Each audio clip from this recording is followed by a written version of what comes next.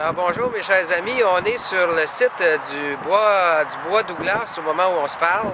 C'est un bois qui risque d'être rasé dans les prochaines semaines ou les prochains jours même.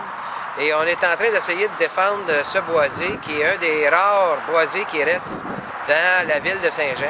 Alors je suis avec Mme Leroux ici aujourd'hui, c'est bien Leroux? Rougeau, pardon. Et M. Maxime Tremblay ainsi que le député provincial Dave Turcotte. Je vais demander à M. Turcotte les intérêts qu'il y a pour ce boisé. Bien, c'est sûr qu'en termes d'environnement, il faut travailler pour préserver le peu de boisé qui nous reste à Saint-Jean, parce qu'après ça, ça va être quoi? Ça va être les terres agricoles qu'on va détruire. Et puis, on a déjà des endroits, des terrains commerciaux qui sont vacants, qui sont disponibles pour des commerces. Donc, avant de penser de couper d'autres arbres ou d'abattre des terres agricoles, bien, il faudrait utiliser les terrains qu'on a déjà. Très bien. Madame Rougeau, qu'est-ce que ça a pensé? Vous habitez dans le coin, je pense, hein? Oui, eh bien, c'est un peu dans le même sens que les autres. Je pense qu'on doit penser à la qualité de vie des résidents aussi.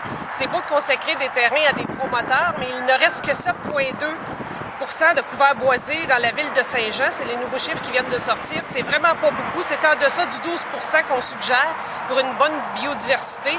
Alors, je crois qu'on devrait penser aux citoyens maintenant. Très bien. Puis vous, M. Tremblay? Moi, je trouve que c'est important de conserver nos derniers morceaux de patrimoine naturel. Puis le bois Douglas, c'est un bel exemple. Il contient notamment des carriers ovales, qui est une espèce qui est menacée d'extinction. Donc, je pense qu'il faut faire un effort pour les générations futures pour conserver le plus de biodiversité afin qu'ils puissent bénéficier de ça eux aussi. Alors finalement, on invite les citoyens à s'impliquer, soit de se présenter dans les conseils municipaux lorsque justement il y a une tenue de conseil municipal. Puis nous, on demande aussi une consultation publique parce qu'il n'y a jamais eu de consultation publique sur ce boisé ici.